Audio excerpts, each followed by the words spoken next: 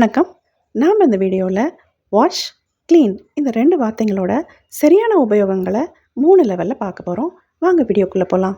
Wash அப்படின்னா கழுவுறது, clean அப்படின்னா சுத்தப்படுத்துறதுன்ற அர்த்தம் எல்லாருக்குமே தெரியும். ஃபர்ஸ்ட் லெவலில் இதோட குறிப்பிட்ட உபயோகங்கள் என்னென்னு பார்க்கலாம். குறிப்பாக தண்ணி ஊற்றி நம்ம எதையெல்லாம் க்ளீன் பண்ணுறோமோ அதுக்கெல்லாம் உபயோகப்படுத்துகிற அந்த வார்த்தை தான் வாஷ். நம்ம ஒரு இடத்துலையோ இல்லாட்டி ஒரு பொருளையோ இருக்கிற அழுக்க நீக்கிறதுக்காக சோப்போ இல்லாட்டி வேறு ஏதேனும் பொருட்களை போட்டு தண்ணி ஊற்றி கழுவுற அந்த ஒரு குறிப்பிட்ட உபயோகத்துக்காகவே இருக்கிற வார்த்தை தான் வாஷ். உதாரணத்துக்கு நம்ம முகத்தை கழுவுறது, கையை கழுவுறது, சாமானை துலக்கிறது, துணியை துவைக்கிறது, தலைமுடி அலசுறது, காரை கழுவுறது அப்படின்னு நம்ம எங்கெல்லாம் தண்ணி ஊற்றி கழுவுறோமோ அங்கே எல்லாமே வாஷ் அப்படிங்கிற அந்த வார்த்தையை நம்ம உபயோகிக்கலாம். க்ளீன் அப்படிங்கிற வார்த்தை வாஷுங்கிற வார்த்தை போல் ஒரு குறிப்பிட்ட உபயோகத்துக்கு கிடையாது. பொதுவாக நீங்கள் எதை க்ளீன் பண்ணுறதுக்காக வேணாலும் இந்த க்ளீன் என்ற வார்த்தையை உபயோகிக்கலாம். உதாரணத்துக்கு நீங்கள் கீரை ஆயறது, மீன் கறி ஆயறது, காய்கறியை க்ளீன் பண்ணுறதுன்னு, ரூமை க்ளீன் பண்ணுறது, கிச்சனை க்ளீன் பண்ணுறது அப்படின்னு நீங்கள் எதுக்கு வேணாலும் க்ளீன் அப்படிங்கிற வார்த்தையை பொதுவாக உபயோகிக்கலாம். அடுத்த லெவலில் எப்படி புரிஞ்சுக்கிறதுன்னு பார்க்கலாம். இந்த வாக்கியங்களில் எப்படி அர்த்தம் புரிஞ்சுக்கலான்னு பார்க்கலாம். ஐ க்ளீன் மை ரூம். நான் என்னோடய ரூமை சுத்தப்படுத்துகிறேன். நான் பொதுவாக சுத்தப்படுத்துகிறேன்னு சொல்கிறேன், எந்த முறையில் சுத்தப்படுத்தினேன்லாம் சொல்லலை. ஐ க்ளீன் அப் மை ரூம். நான் ரூமை ஏற கட்டுகிறேன். என்னோடய ரூம் கலைஞ்சு கிடக்குது, அதை நான் ஏற கட்டி சுத்தம் பண்ணுறேன் அப்படின்னு சொல்கிறேன். இங்கே இந்த க்ளீன் அப் இந்த 2 வார்த்தையும் சேர்ந்து ஒரு மீனிங் கொடுக்குது, ஏற கட்டுறது. இது இங்கே ஃப்ரேசல் வெர்பாக வந்திருக்கு. ஐ க்ளீன் அவுட் மை ரூம். நான் என்னோடய ரூம்குள்ளே தேவையில்லாத எல்லா பொருட்களையும் காலி பண்ணி க்ளீன் பண்ணுறேன். இங்கே இந்த க்ளீன் அவுட் இந்த 2 வேர்பும் சேர்ந்து ஒரே மீனிங் கொடுக்குது. தேவையில்லாத பொருட்களை எடுக்கிறதன் மூலமாக இடத்த காலி பண்ணி க்ளீன் பண்ணுறது.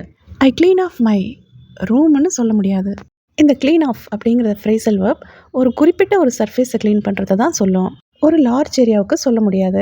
உதாரணத்துக்கு சின்ன ஃப்ளாட்டான சர்ஃபேஸுக்கு சொல்லலாம். டேபிளை தொடச்சி க்ளீன் பண்ண, ஷெல்ஃபை க்ளீன் பண்ண, கவுண்டர் டாப்பை க்ளீன் பண்ண அப்படின்னு சொல்லலாம்.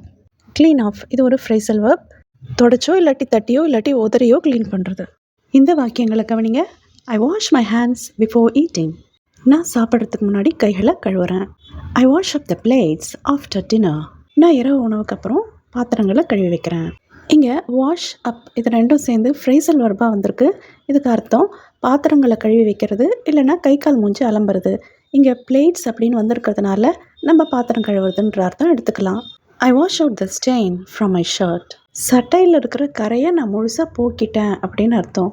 இங்கே வாஷ் அவுட் அப்படிங்கிறது ஒரு ஃப்ரேசல் வெர்ப், முற்றிலுமாக ஒரு கரையை போக்குறது. கடினமாக பிடிச்சிட்டு இருக்க கரைகளை நம்ம துவைச்சி சுத்தம் பண்ணுறது. I wash off the dirt from my shoes. என்னோட ஷூஸில் இருந்த அழுக்க போக்கிட்டேன். லேசாக அலசினாலே போகக்கூடிய அழுக்கு தூசிகளுக்கு வாஷ் ஆஃப் அப்படிங்கிற ஃப்ரேசல் வெர்பை நம்ம யூஸ் பண்ணி சொல்லலாம். வாங்க நெக்ஸ்ட் லெவலில் எப்படி புரிஞ்சுக்கலான்னு பார்க்கலாம். He washed his hands of the whole project when things went wrong. இங்கே இது ஒரு மரபு தொடராக வருது, இடியமேட்டிக் எக்ஸ்பிரஷனாக வருது. அந்த வார்த்தைக்கும் அர்த்தத்துக்கும் சம்மந்தமே இருக்காது. அவங்க எதிர்பார்த்த மாதிரி அந்த விஷயம் நடக்காததுனால அவங்க அந்த ப்ராஜெக்டை கைவிட்டுட்டாங்க அப்படின்ற அர்த்தத்தை கொடுக்குது. ஹி வாஷ்ட் ஹிஸ் ஹேண்ட்ஸ் அப்படிங்கிறது அவன் கையை கழுவனா அப்படிங்கிற அர்த்தத்தில் வரல, அவன் அந்த வேலையை கைவிட்டுட்டான் அப்படின்ற அர்த்தத்தில் வந்திருக்கு. The kitchen was as clean as a whistle after she finished. அவள் வேலையை முடித்ததும் அடுப்படி கரை எதுவும் இல்லாமல் புதுசு போல் இருந்தது. இதுவும் ஒரு மரபு தொடர் தான். க்ளீன் as a whistle அப்படின்னா எந்த கரையும் இல்லாமல் சுத்தமாக இருக்குன்னு அர்த்தம். இந்த வீடியோ உங்களுக்கு புரிஞ்சிருக்கும்னு நம்புகிறேன். இந்த வீடியோவில் உங்களுக்கு ஏதாவது சந்தேகம் இருந்தால் காமெண்ட்ஸில் கேளுங்க. நெக்ஸ்ட் வீடியோவில் நம்ம ஃப்ளூவெண்ட் இங்கிலீஷ் ப்ராக்டிஸ் பண்ணலாம். தேங்க்யூ.